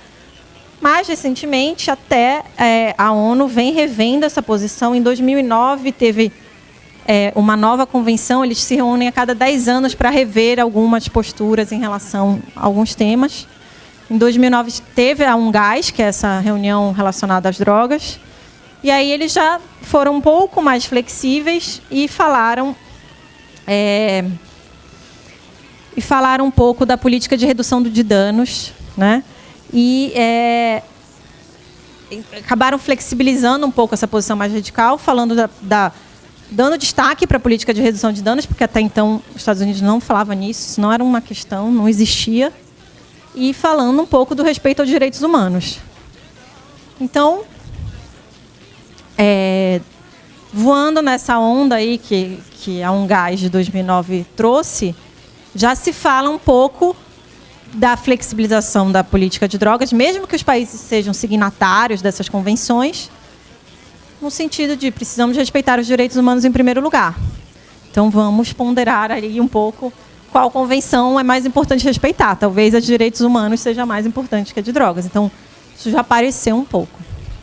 Mas o Barroso diz, olha, a política de drogas está fracassada, não tem o que fazer, isso é um desastre. Vamos parar de falar disso, porque parece que a gente é meio estúpido até, né? A gente sabe que o negócio não funciona e fica fazendo. Não faz o menor sentido isso. Ninguém fica insistindo na mesma coisa quando vê que ela não funciona. Aí depois ele vai falar que há um alto custo para a sociedade, né? Então ele diz que... e aí ele entra numa questão de sistema carcerário para dizer que, olha, a gente está encarcerando muita gente por causa dessa política. Um preso custa caro. E é muito interessante, gente, porque a lei de drogas ela é de 2006. Quando a lei de drogas foi começou a ser aplicada e tal, o artigo 28 era visto como toda a discussão no Congresso, isso era visto como um ganho, né? Foi incrível poder ter o artigo 28, ou seja, o usuário não seria mais penalizado, né? Com pena de prisão. É crime, mas não haveria penalização. Aí, só que o tipo penal do artigo 33, que trata do tráfico, aumentou a pena dele. A pena mínima aumentou para 5 anos. Era 3, aumentou para 5. E aí, até essa época, o tráfico não era o crime que mais encarcerava. Não era. Se a gente olhar de 2006 para 2012, vamos dizer um prazo aí de uns 6 anos, aumentou mais que 100% o número de pessoas presas por tráfico no sistema carcerário. E aí todo mundo, os estudiosos do tema, começaram a se perguntar o que aconteceu. E aí as pessoas que foram começar a se dar conta que a gente está encarcerando muito mais por tráfico e que isso tem a ver com essa uma lógica um pouco perversa, que eu não posso prender o usuário, eu vou enquadrar ele como traficante, né? A gente está cheio de pessoas que são usuárias consideradas traficantes, né? E presas. E aí tem e aí a pena de 5 anos é maior. E para piorar, vou falar disso para vocês, a gente tem o tipo penal da associação, que são mais 3 anos, então a pena vai a 8, que faz com que uma pessoa fique 8 anos, não receba o benefício da redução, que está previsto no parágrafo 4º, porque a redução é só para quem não faz parte de organização criminosa, nem está associado e tal. E a pessoa chega com uma pena de 8 anos. E aqui no Rio de Janeiro, eu vou mostrar na pesquisa para vocês, a gente tem uma pessoa sendo condenada pelo 33 mais o 35, que é a associação, só pelo lugar onde ela estava. O policial fala assim para o juiz, olha, o juiz pergunta, aquele lugar tem... eu ia falar PCC. Comando Vermelho? Tem facção criminosa? Tem, lá é Comando Vermelho. Alguém pode traficar lá sozinho? Não, ninguém pode ficar traficando lá sozinho. Então ele vai ser condenado pela associação junto com... Sem nenhuma prova da associação concreta, porque a associação tem que ter prova concreta de que eles estavam associados. Ele estava sozinho, com droga, e aí ele é condenado por 8 anos.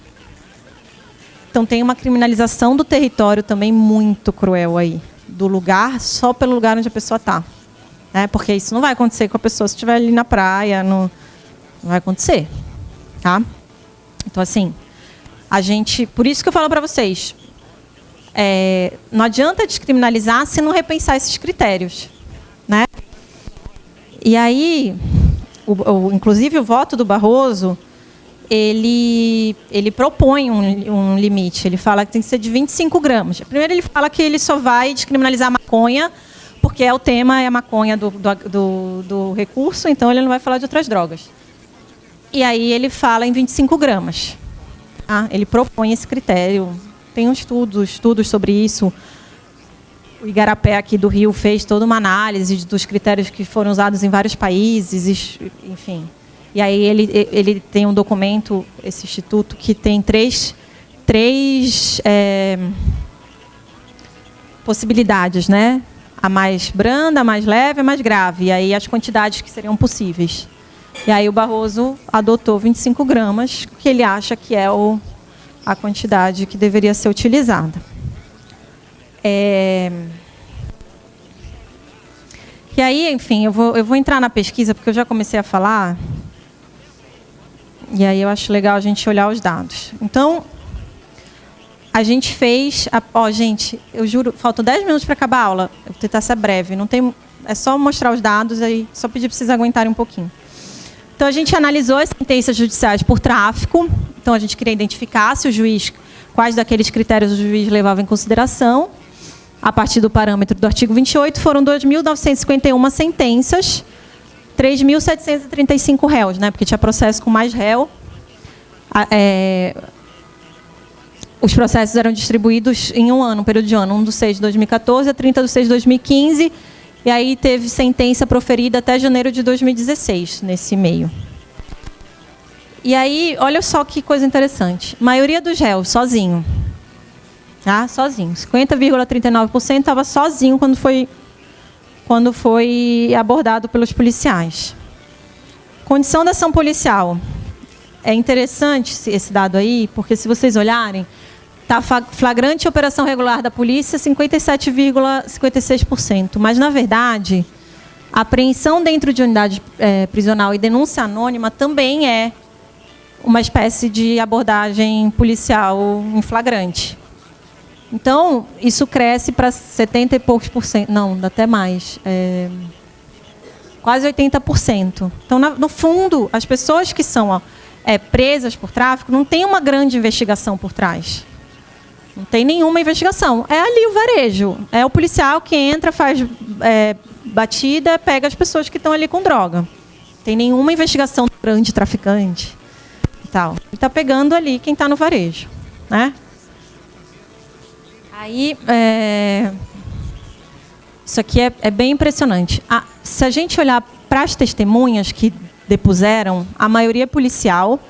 Aqui também, apenas agente de segurança, 62%. Mas se a gente juntar Todos os casos que tem a polícia como testemunha, isso vai lá quase para também 80 e poucos %, tá? Então, assim, o que acontece? O que isso quer dizer? Isso quer dizer que essa pessoa que estava sozinha, foi abordada num flagrante, numa situação de flagrante, no varejo do tráfico. Chega lá, quem é a única testemunha é o policial. O policial, normalmente, que faz, sei lá, quantas abordagens dessas por dia, o que ele faz quando ele chega na audiência na frente do juiz? Ele lê o inquérito, porque ele não tem como lembrar de tudo.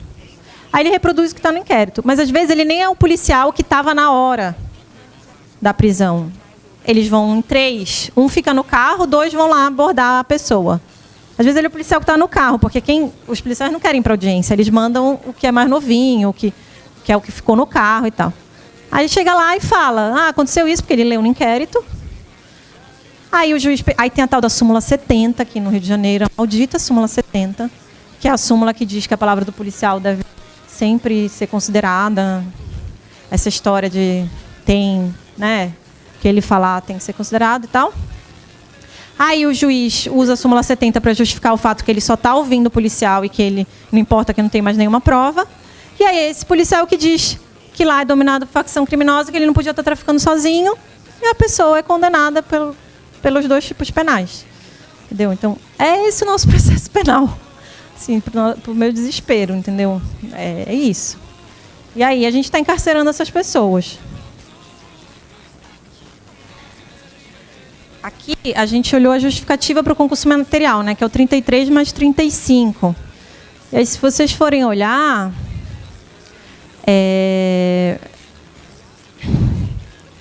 a justificativa mais usada é presumir que ele integra a associação em razão do local da apreensão que é dominado por facção criminosa. Tá vendo? Então é bem isso que eu estou falando para vocês. E às vezes, e aí depois o fato dele portar rádio ou arma. Mas a mais usada é o local onde ele estava, para condenar ele pelos 2 tipos penais, pela associação e pelo tráfico.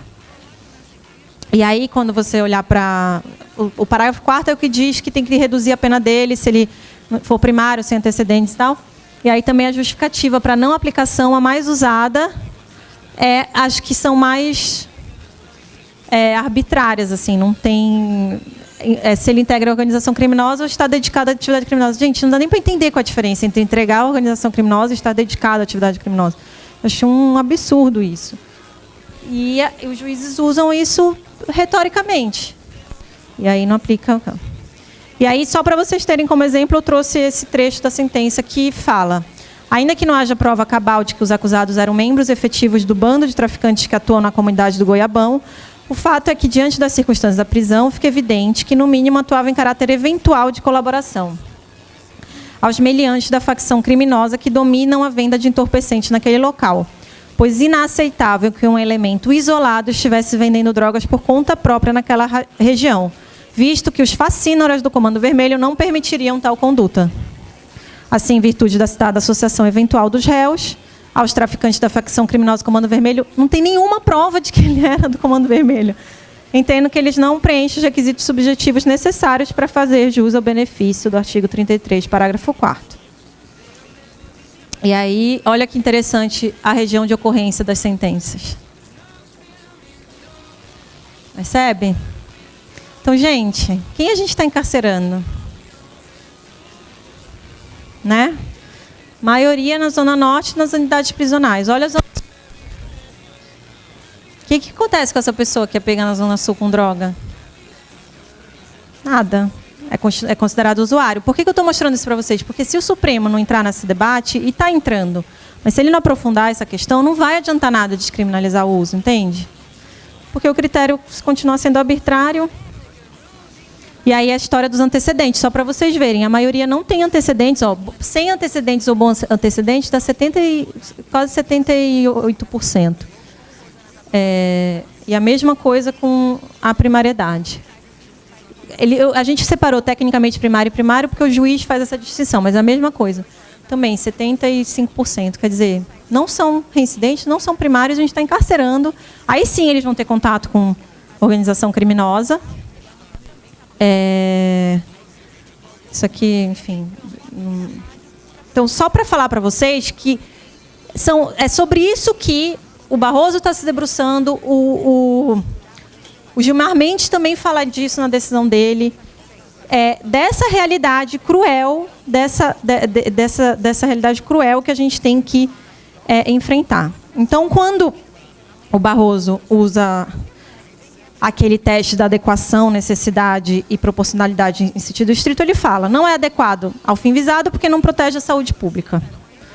Não é necessário para evitar o consumo, porque tem outros meios, isso eu queria falar para vocês. Quando a gente fala, só para fechar, quando a gente fala de descriminalização, gente, não oba, oba, oba, todo mundo vai poder usar, que maravilha. Não é isso. O Barroso até fala da situação do cigarro.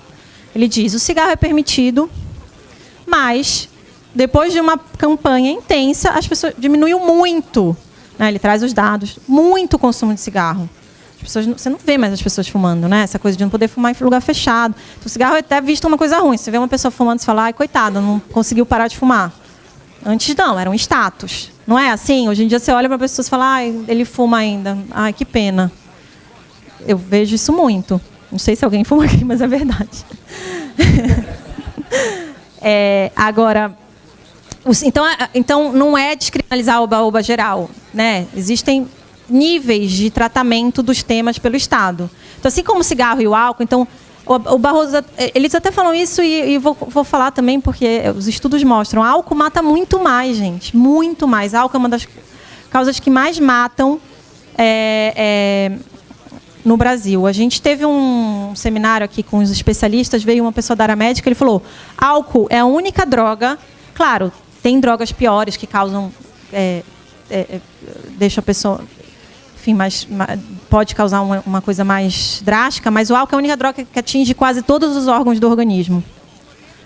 Coração, fígado, né? Ele foi falando. Então, que hipocrisia é essa, né? Se o álcool mata mais enfim, eu acho que também tem uma perspectiva um pouco a gente ouviu muito desse médico, uma perspectiva um pouco de quem é a pessoa que está consumindo, como é o efeito para ela, enfim, todo um trabalho de redução de danos que pode ser utilizado. Então, a mesma coisa do aborto, quer dizer, se essa pessoa pudesse ser atendida no sistema de saúde de um jeito muito mais qualificado, que ela possa falar o que ela usou, que ela receba do Estado, então, isso vai fazer com que possa se reduzir mais. E tem pesquisa em país que descriminalizou, não descriminalizou geral, legalizou, né, o que a gente chama de legalizar, teve uma política para aqueles casos de restrição de consumo em lugar público, de restrição de consumo por idade, de formas de aquisição, de várias coisas que até reduziu o consumo. Então, é um mito dizer que só porque vai liberar todo mundo vai ficar usando droga por aí, né, porque tem níveis de regulamentação disso. Tá? Então, os votos deles também vão muito nesse sentido. Tá? E aí, gente, para finalizar, daria para ficar falando horas sobre todos esses temas aqui, mas é impossível. Então, eu tentei passar, pelo menos, pelas principais questões. Mas, para finalizar, essa ação está na mão do Alexandre de Moraes, que é curioso que todo mundo estava com medo no começo, porque ele, quando virou ministro da Justiça, tirou aquela foto cortando o pé de maconha, não sei se vocês viram. E aí todo mundo falou, não vai dar certo isso, porque está com ele, porque quando morreu o Teori, ele virou relator. E aí ele está com esse processo lá, mas parece que já sinalizou que vai dar um voto favorável. Então, a ver, também temos que acompanhar. Então, acompanhem os 3 casos, que virão coisas aí interessantes do Supremo. E talvez o Supremo até espere para decidir essa coisa da descriminalização, porque o governo está muito conservador, né? E vai depender de uma parceria com o governo para que essas questões sejam regulamentadas e não fique só um vácuo, né? Só dizer, descriminaliza, é inconstitucional e acabou. Não, tem que tratar da questão para não acontecer o que está acontecendo, vai continuar acontecendo o que a gente está vendo, né? Muitos usuários presos como traficantes. Tá? Alguém tem alguma dúvida?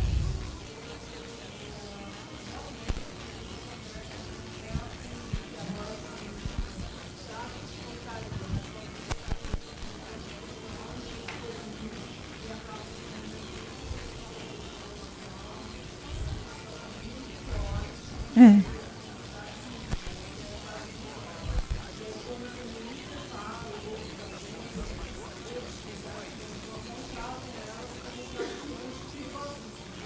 Justamente.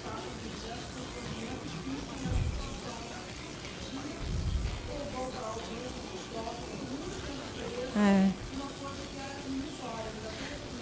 Não, eu nem falei disso porque não dá tempo, mas o tema das mulheres com relação ao tráfico é um tema, é uma aula só para falar disso.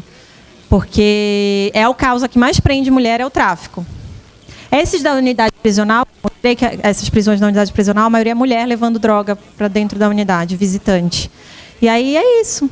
Às vezes ela está fazendo isso parte do, né, faz parte de toda uma realidade dela de vida, e aí ela é presa. Mas é um outro tema também. Enfim, vou marcar mais aulas aqui para a gente discutir. Obrigada, gente. Agora eu vou